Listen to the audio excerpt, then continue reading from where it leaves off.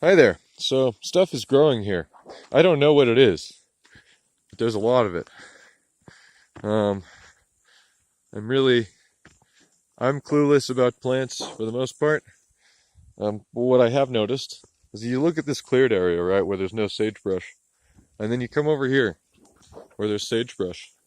Look at, nothing is growing in between the sagebrush. You have a little bit of stuff growing under the sagebrush, a little bit of stuff growing kind of spaced out far away from the sagebrush, but look at that. I mean, boom, stuff growing.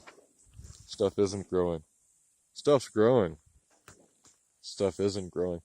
And then that also brings up the question, and maybe this is just an attempt at justification of certain actions and ways of living, but it makes you wonder if cutting down the sage is actually having a negative ecological impact, because while the sage does provide great benefits in certain areas of life, it also, it has been debated for a long time as to whether or not this specific area has always been a sagebrush steppe. This may have been a forest at some point, more akin to what you see like on the mountains over there. The like Three Peaks and Two Peaks. Um, so I have to wonder if this might be like kind of like an artificial sagebrush steppe, and it's possible. I mean, I think this is alfalfa and lamb's quarter is what we're looking at here, and I think that it's possible that plants like this would actually thrive quite well in this environment, like wherein it's not quite how you say deserty enough. It's not so dry that I wouldn't see the possibility of other plants thriving here, besides just sagebrush. It could also be that the sagebrush is helping to sort of conserve the land, hold it in place. But I think at some point it's a worthwhile experiment to clear huge areas of land and see what else can grow here. And I wouldn't say like leave it and let it get stripped of nutrients and all that, because land is already damaged, and I think the history is something more along the lines of it's been overgrazed and destroyed, than it is just sagebrush steppe and always has been. Because I mean, you look at this. I mean, you just get rid of a little bit of sage, and then whatever stuff we've tracked in just kind of grows on its own. And it is monsoon season, and we got kind of an interesting year this year because it just rained. It rained kind of continuously up until monsoon season, um, and then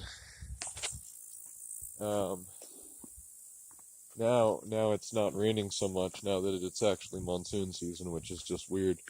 Um, but things are growing. I mean, and it's just strange to me.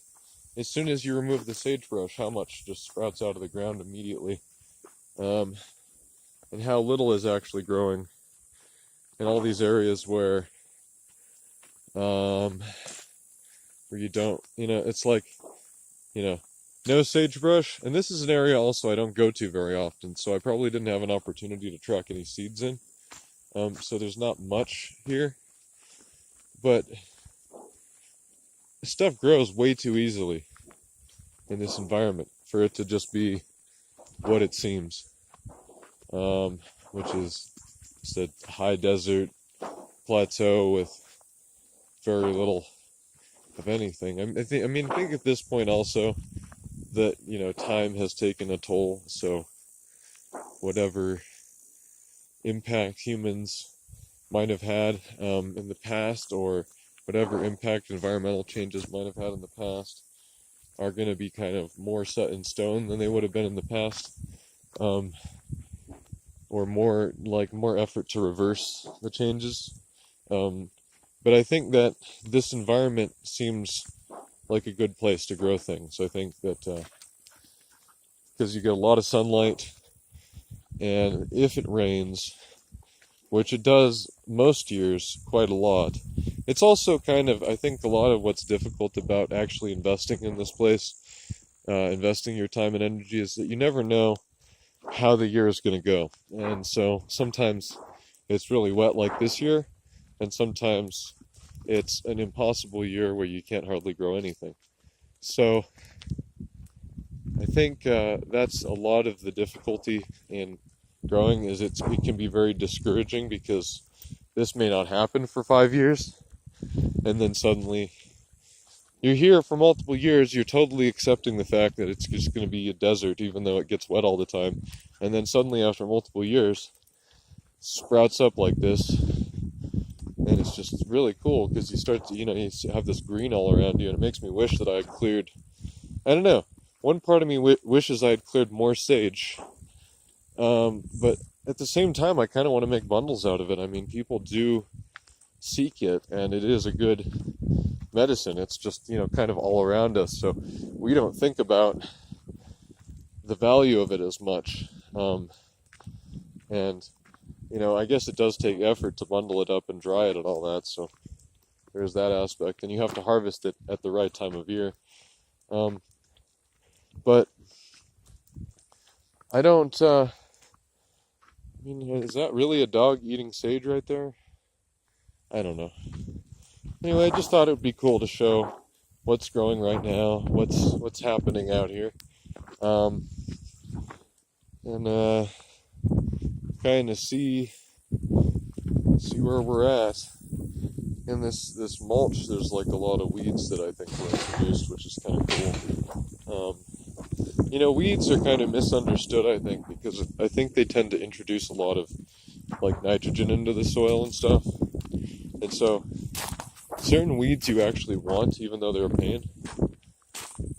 I'm just curious if there's anything growing over here that's different from everything else.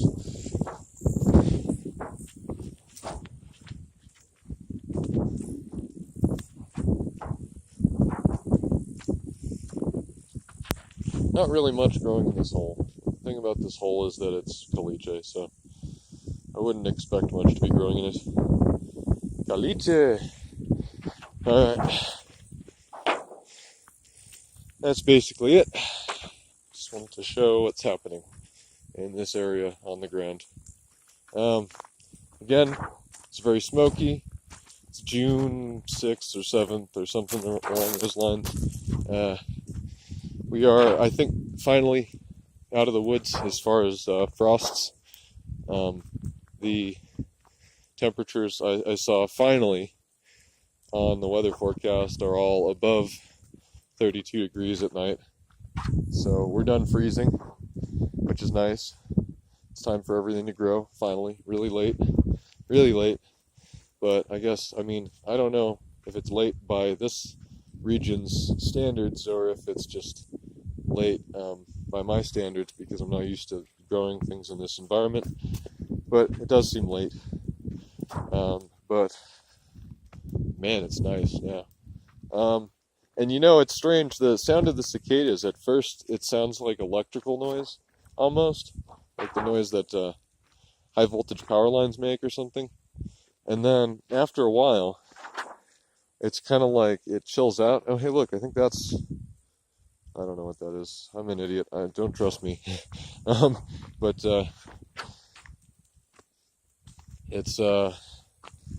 it's like this really peaceful noise, really like meditative. After a while, it starts to really kind of become a soothing sound to hear, as opposed to something that is, annoying. And cicadas are just fascinating creatures anyways. Look at all that pretty stuff. It's like, boom, you get, a garden bed. I don't even know what all that is, but you get a garden bed that you don't have to maintain. Boom, right there. Yeah. So, it's nice. It's also smoky. It's hard to breathe a little bit, just a little bit. Not hard to breathe, but you can tell, like, the air is thick right now. And it's kind of doing a weird thing with the humidity. Yeah, there's a big fire somewhere. I don't know. Anyway, that's all for now. Thanks for watching.